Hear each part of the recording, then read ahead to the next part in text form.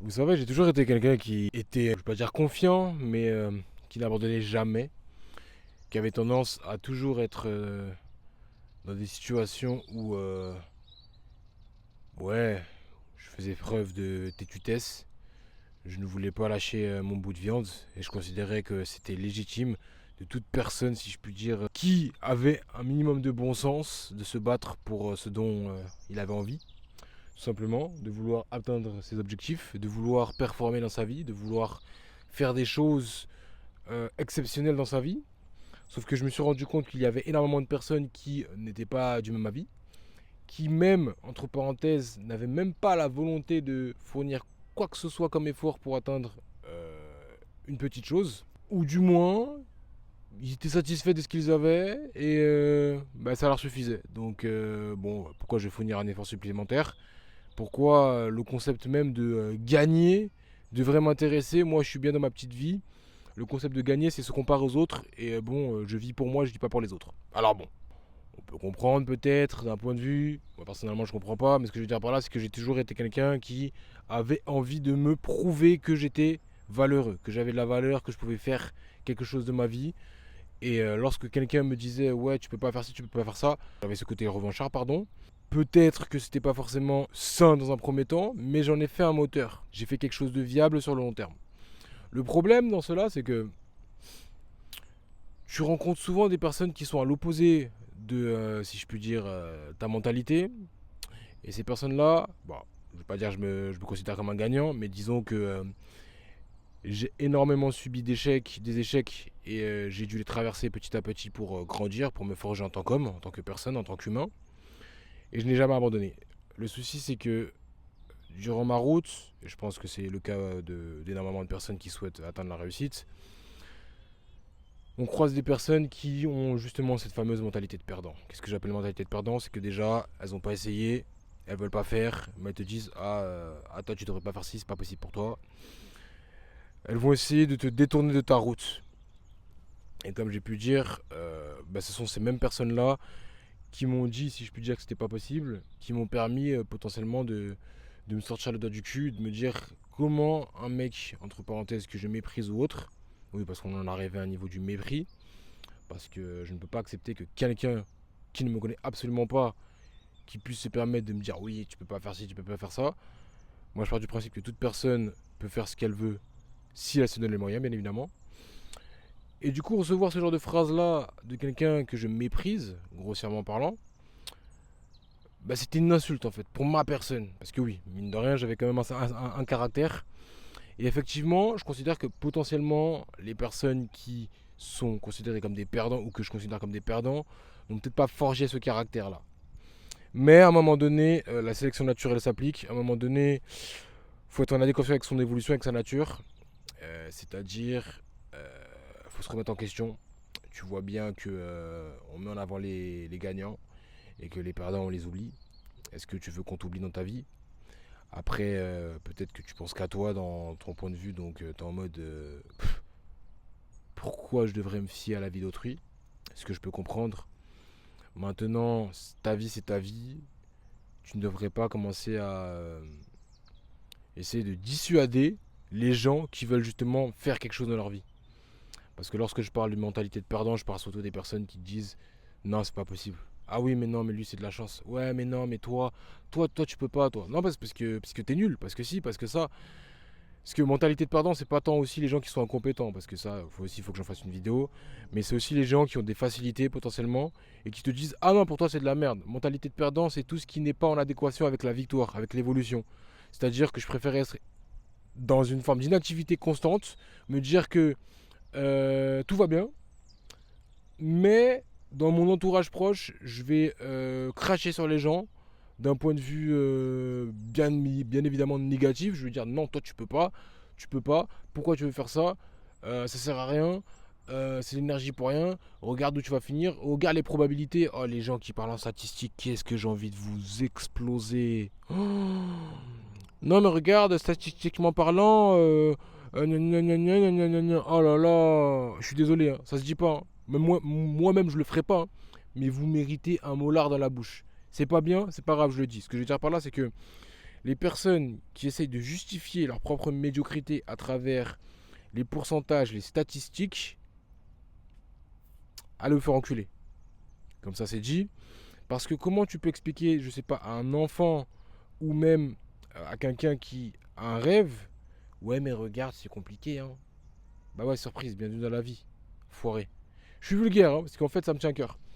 Mais il faut comprendre que votre capacité à gérer ce genre de personnes-là va déterminer si oui ou non vous allez réussir dans votre vie. Parce que, bon, comme j'aime bien dire, les faibles deviennent forts et les forts peuvent devenir faibles. Mais les perdants peuvent devenir des gagnants et les gagnants peuvent également devenir des perdants. Tout est une question de mentalité. Et la mentalité, ça se forge à travers le temps. Ça veut dire qu'un gagnant qui a peut-être gagné, je sais pas, pendant 2 secondes ou toute sa vie, s'il commence à changer sa mentalité et il n'a plus justement cette hargne, cette volonté d'avancer, eh ben, il va commencer à avoir des.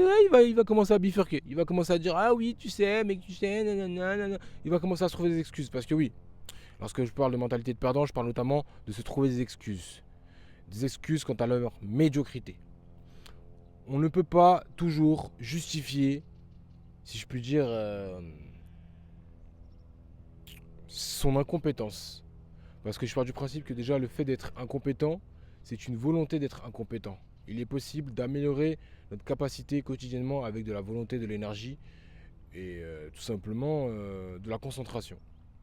Maintenant, lorsque quelqu'un fait cela, pourquoi pointer du doigt que justement cette personne essaye de sortir, elle essaye de s'élever, elle essaye d'évoluer?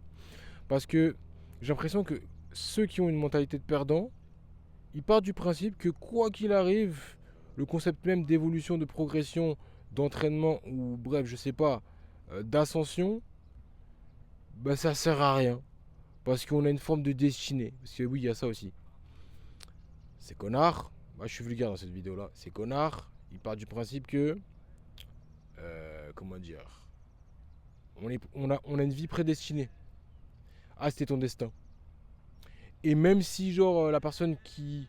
Et même si la personne que tous les jours, si je puis dire, elle l'a vu, elle l'a insulté ou autre, réussit, pardon, elle va lui dire ouais mais tu connais, toi t'as eu de la chance parce que tu vois t'as pas abandonné, mais regarde en vrai dans la probabilité j'avais raison, tout ça. Bref, ils vont toujours trouver des excuses pour être médiocres, ils vont être fatalistes pour des trucs de merde. Littéralement, c'est des merdes. Moi ça m'énerve. Et je suis là aussi pour changer la mentalité de ces personnes-là. C'est aussi mon boulot. Mais effectivement, je considère qu'une merde peut devenir un engrais, donc quelque chose qui peut se transformer en un arbre magnifique. Mais en fait, tout est une question de mentalité. Mais moi, ce que j'aime pas, en fait, c'est ces personnes-là, en fait,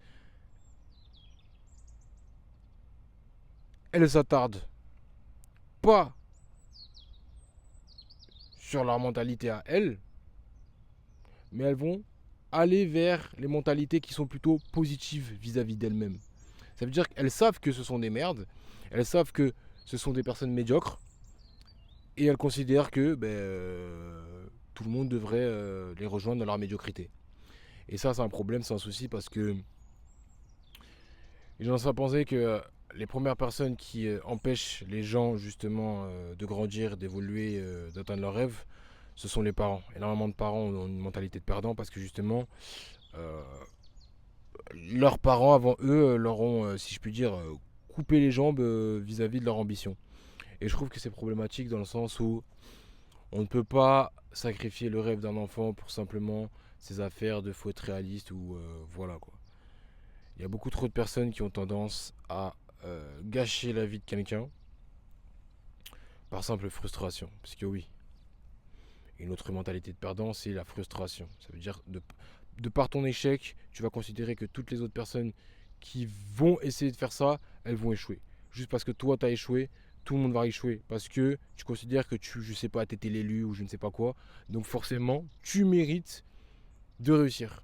Et si tu réussis pas, ben personne ne doit réussir. Par contre, si tu vois la personne en face de toi, quelqu'un qui a réussi, tu te dis, ouais, ils sont nuls. Ah, les gens frustrés, ça aussi, ça c'est des merdes. Parce que c'est pas tant je vais t'accompagner, je vais t'apprendre et tout là où j'ai échoué. Non, c'est dû, tu vas pas réussir parce que fin de l'histoire. Moi, j'ai pas réussi, donc pourquoi toi tu vas réussir? C'est une jalousie, une frustration, une forme de rage intérieure qui transparaît littéralement vis-à-vis de leur interaction avec autrui. Et ça, c'est problématique. Je pense qu'il y a beaucoup trop de personnes qui ont des mentalités de perdants. Et je vais pas vous mentir, hein, cette vidéo-là, elle peut durer pendant des heures. J'ai pas envie qu'elle dure pendant des heures parce que j'essaie de faire des vidéos assez courtes, condensées, tout ça. Mais de toute manière, j'aborde assez ce sujet-là, je pense, dans mes autres vidéos. Mais les gens qui ont une mentalité de perdant, ça pullule. Force est de constater, dans le monde du travail aussi, mentalité de perdant, on veut pas plus, on veut pas faire plus, on veut pas abandonner nos privilèges pour pouvoir, je sais pas, goûter à une quelconque forme de responsabilité, donc de liberté. Non, on veut pas, on est là, on est bien, on est dans notre mentalité de confort. Parce que oui, les personnes qui ont une mentalité de perdant, elles ne veulent absolument pas changer, elles se considèrent comme parfaites depuis le début. Elles vont critiquer tout le monde sans forcément se critiquer elles-mêmes pour se remettre en question. C'est toujours la faute d'autrui. Bref, ces personnes-là, elles me fatiguent, ce sont des merdes. Ne soyez pas dans une mentalité de perdant. Et comme j'ai pu dire, tout le monde peut passer d'un côté ou de l'autre. Voilà pourquoi il faut faire preuve d'humilité. Et quand je parle d'humilité, c'est de travail. Parce que l'humilité, c'est pas par rapport à la bouche ou je sais pas quoi, en mode oui, non, je suis pas ci, je suis pas ça. Non, ça passe par le travail. Bref, quoi qu'il en soit, n'ayez pas une mentalité comme ça. Il y a toujours le projet sur la respiration qui est disponible. N'hésitez pas à aller en description. Il est à 10 euros. Ça va vous permettre de maîtriser votre système nerveux, maîtriser vos émotions grâce au diaphragme, maîtriser tout simplement votre perception vis-à-vis du monde et aussi écouter votre bruit intérieur, la respiration tout simplement. Et ça va aussi optimiser votre capacité à, bah, tout simplement pour le sport, votre capacité d'aérobie, tout ça, en règle générale. La respiration, c'est la base. Votre stress, vos émotions, tout est lié. Dans n'importe quel domaine, votre respiration est là. Donc, vous devez absolument la maîtriser. Et ça, c'est quelque chose qu'on ne vous a absolument pas appris. Je vous dis à la prochaine.